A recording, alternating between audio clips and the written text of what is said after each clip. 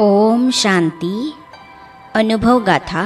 इस पुस्तक में आज हम जो अनुभव पढ़ेंगे उन अनुभवों के आधार पर वीडियो के अंत में आपको एक प्रश्न पूछा जाएगा जिसका उत्तर आपको कमेंट सेक्शन में देना है। तो चलिए आज अनुभव में पढ़ते हैं। राजयोग ने दिया आत्मविश्वास, इस विषय पर ब्रह्मा कुमारी डॉक्टर उषा किरण, अखिल भारतीय आयुर्विज्ञान संस्थान दिल्ली, अपने अनुभव इस प्रकार सुनाती है। तो चलिए आज हम इसे पढ़ते हैं। मुझे अपने बचपन के वे दिन याद आते हैं जब हमारे घर के आंगन में श्वेत वस्त्रधारी बहनें चेहरे पर भीनी भीनी मुस्कान लिए बड़े प्यार से हमारी लौकिक माताजी को ज्ञान की गुह्य और रमणीक बातें सुनाती थी। मैं उन दिनों पढ़ती थी। माताजी मेरी पढ़ाई पर बहुत ध्यान देती थी।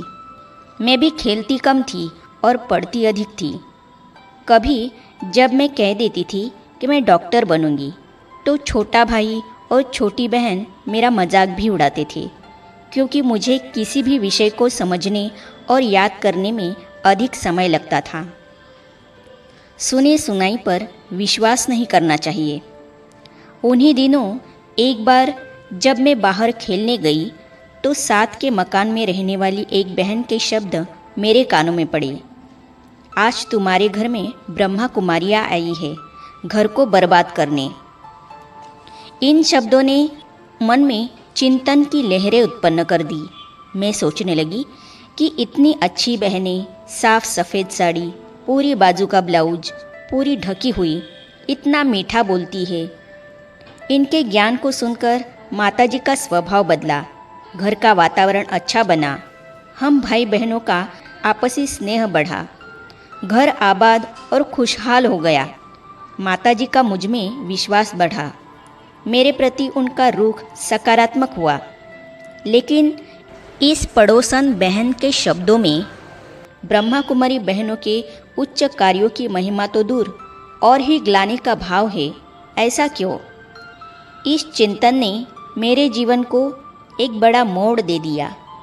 मैंने घर आकर माताजी को सारी बात बताई। माताजी घर में रहते भी पवित्र फरिश्तों जैसी बहनों के संग से रूहानियत के रंग में काफ़ी रंग चुकी थी। बड़े प्यार से उन्होंने मुझे समझाया, स्वयं जानना चाहिए कि सत्य क्या है, झूठ क्या है। सुनी सुनाई बातों पर विश्वास नहीं करना चाहिए। माताजी के मीठे स्वभाव से हमारी सखियाँ भी प्रभावित थी। कक्षा में प्रथम स्थान प्राप्त करने लगी। इसके बाद मैं ब्रह्मा कुमारी केंद्र पर जाने लगी। कभी माताजी ईश्वरीय महावाक्यों की महिमा करते हुए कहती, परमात्मा पिता हर रोज़ अलग अलग प्रकार की ज्ञान की बातें सुनाते हैं, लो मुझे पढ़कर सुनाओ। इस प्रकार की गुप्त ज्ञान की पालना से मुझ आत्मा में शक्ति भरने लगी। परीक्षा में नंबर अच्छे आने लगे और अपने प्रति हीन भावना का अंधकार छटने लगा। पहले रात को 2-2 बजे उठकर पढ़ने पर भी मैं कहती थी कि अमुक विषय मुझे नहीं आ रहा है। स्मृति की कमजोरी महसूस करती थी। कक्षा में 3-4 नंबर पर आती थी। परंतु अब जब सेवा केंद्र पर अपनी उम्र की अनेक कन्याओं को देखा कि ये राजयोग के अभ्यास से जीवन के हर क्षेत्र में अव्वल रहती है, तो मेरा भी मन प्रभु प्रीत की डोरी में बंधने लगा। मैं समय पर सोने लगी। प्रातः 3 या 4 बजे उठ पहले परमात्मा पिता से बुद्धियोग लगाती, फिर पढ़ाई करती।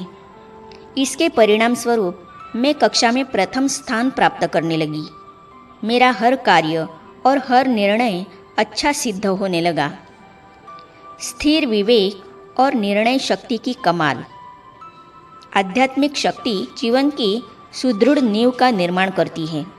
यह आत्मबल की उन ऊंचाइयों पर व्यक्ति को ले जाती है कि दूसरों के लिए यह जादू और चमत्कार जैसा कार्य हो जाता है।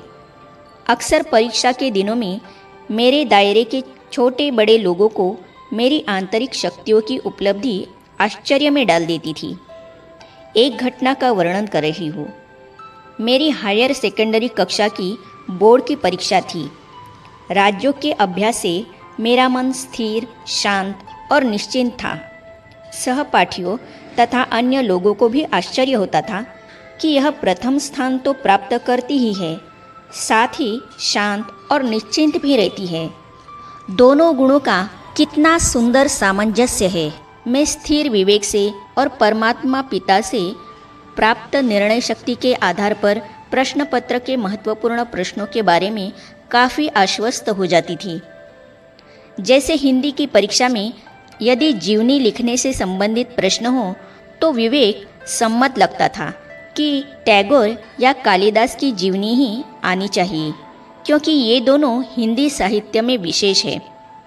पूछने पर मैं अपने सहपाठियों को अपना यह विवेक सम्मत अनुमान बता भी देती थी, परंतु परीक्षा पत्र में मेरी बात सही सिद्ध होते देख उन्हें यह गलतफहमी हो जाती थी कि शायद इसे प्रश्न पत्र का पहले से पता था।